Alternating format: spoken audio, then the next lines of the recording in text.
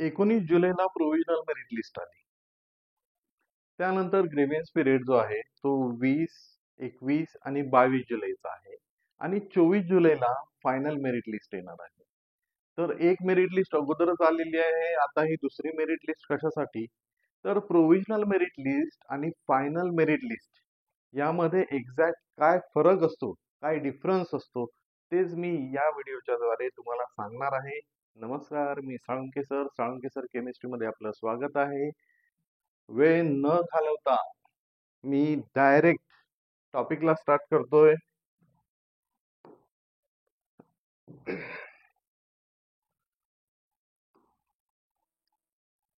Okay, इथे पहा, तात्पुरती गुणवत्ता यादी ज्याला आपण प्रोव्हिजनल मेरिट लिस्ट म्हणतो आणि अंतिम गुणवत्ता यादी म्हणजे ज्याला आपण फायनल मेरिट लिस्ट म्हणतो. फायनल मेरिट लिस्ट आपल्याला माहित आहे 24 तारखेला येणार आहे. तर या दोन मेरिट लिस्ट मध्ये एक्झॅक्ट काय फरक असतो तेच आपल्याला पाहायचं आहे. तर सुरुवातीला आपण पाहूया तात्पुरती गुणवत्ता यादी म्हणजे जी प्रोव्हिजनल मेरिट लिस्ट आपल्याला सर्वांना मिळालेली आहे, आपली रँकिंग आपल्याला कळलेली आहे.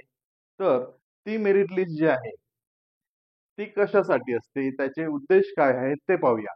उद्देश ही एक प्राथमिक यादी असते जी प्रवेश प्राधिकरण उदाहरणार्थ महाविद्यालय, विद्यापीठे, समुपदेशन संस्था उमेदवारांनी त्यांच्या अर्जामध्ये दिलेल्या माहितीच्या आधारे त्यांची अंदाजित रँक, लक्षात ठेवा, अंदाजित रँक, अंदाजे रँक आहे प्रोव्हिजनल मेरिट लिस्ट मध्ये आणि पात्रतेची कल्पना देण्यासाठी प्रसिद्ध केलेली आहे. मग कोणी प्रसिद्ध केलेली आहे? आपल्याला सर्वांना माहित आहे, सीईटी सेलने प्रसिद्ध केलेली आहे.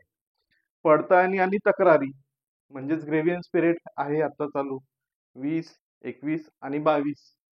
तात्पुरत्या गुणवत्ता यादीचा मुख्य उद्देश उमेदवारांना त्यांच्या सबमिट केलेल्या डेटामधील उदाहरण दिलेलं आहे, गुण, श्रेणी, नाव इत्यादी कोणत्याही चुका किंवा विसंगती तपासण्याची संधी देणे हा असतो. जर एखाद्या उमेदवाराला काही चूक आढळल्यास त्यांना तक्रारी नोंदवण्यासाठी किंवा दुरुस्त्या कागदपत्रे सादर करण्यासाठी विशिष्ट वेळ दिला जातो. हा मुद्दा इम्पॉर्टंट आहे.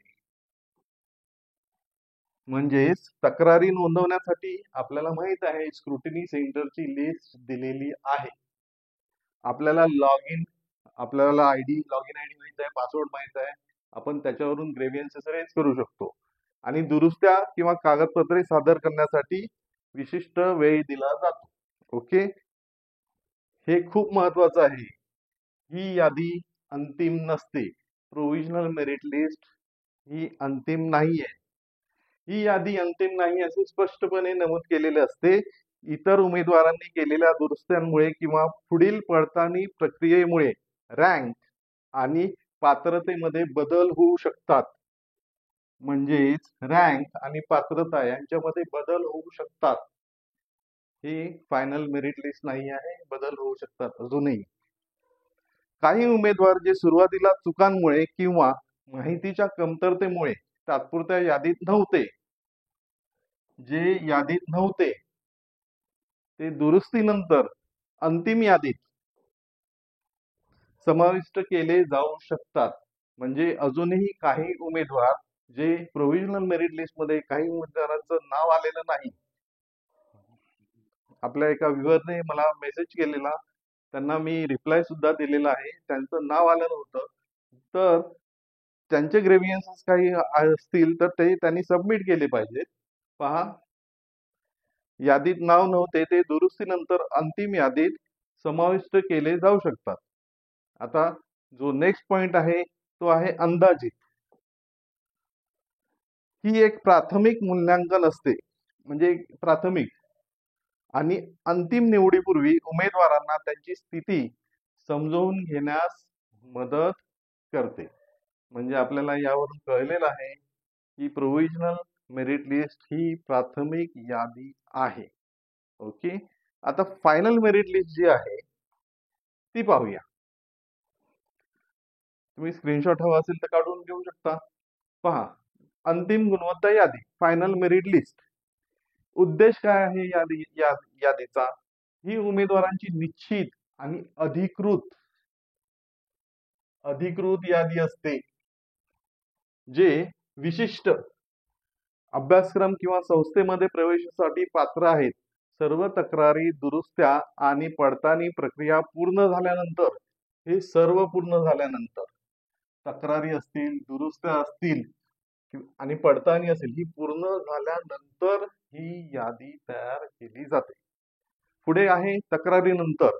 अंतिम गुणवत्ता यादीमध्ये तात्पुरत्या यादीच्या तक्रार कालावधीत उमेदवारांनी सादर केलेले सर्व वैध बदल आणि दुरुस्त्या समाविष्ट असतात. म्हणजे जे जे ग्रेव्हियन्सेस रेज झालेले आहेत ते सर्व फायनल मेरिट लिस्ट मध्ये क्लिअर केलेले असतात. नेक्स्ट, बंधनकारक.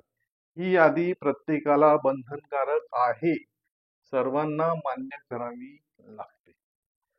अंतिम गुणवत्ता यादीमधील रँक आणि पात्रतेची स्थिती जागा वाटप आणि प्रवेशाच्या उद्देशाने निर्णायक मानली जाते.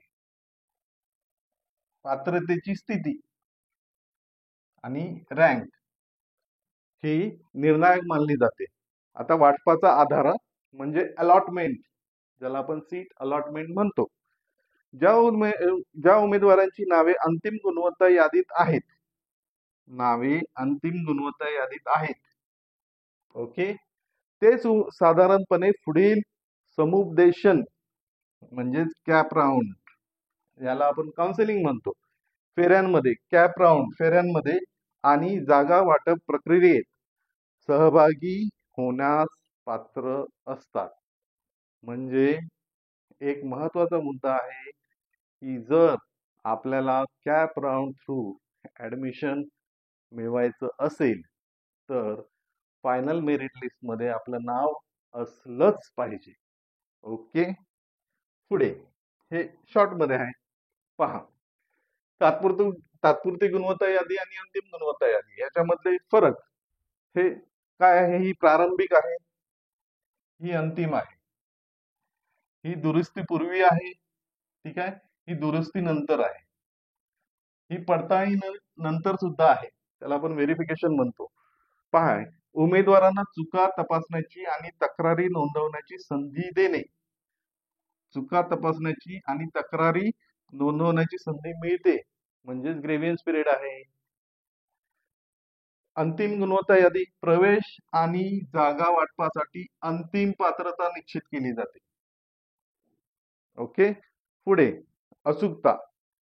तात्पुरती गुणवत्ता यादी म्हणजे प्रोव्हिजनल मेरिट लिस्ट बदलू शकते आणि ही निर्णायक मानली जाते, म्हणजे याच्यामध्ये काही बदल होणार नाही, फुल अँड फायनल हीच मेरिट लिस्ट आपल्या कॅप राऊंड साठी वापरली जाणार. उमेदवारांसाठी कृती. प्रोव्हिजनल मेरिट लिस्ट आलेली आहे, तर उमेदवारांनी काय करायचं आहे? काळजीपूर्वक तपासा, आवश्यक असल्यास दुरुस्त्या किंवा तक्रारी सबमिट करा. हे पहा, फायनल मेरिट लिस्ट या यादीच्या आधारे समुपदेशन किंवा प्रवेश प्रक्रियेत सहभागी व्हा, म्हणजे कॅप राऊंड.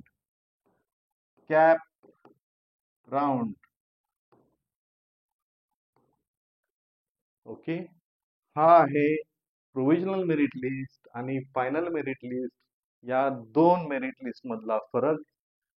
हा व्हिडिओ तुम्हाला कसा वाटला? तुमचा एक लाईक माझ्यासाठी खूप काही आहे. हा व्हिडिओ जास्तीत जास्त शेअर करा, जेणेकरून विद्यार्थ्यांना या दोन लिस्ट म्हणजे मेरिट लिस्ट मधला फरक कळेल. रिलेटिव्हना शेअर करा, फ्रेंड्सना शेअर करा, जेणेकरून प्रत्येक विद्यार्थ्याला, जो विद्यार्थी या इंजिनिअरिंग ऍडमिशन प्रोसेस मध्ये भाग घेत आहे. मी इथे थांबतो. धन्यवाद.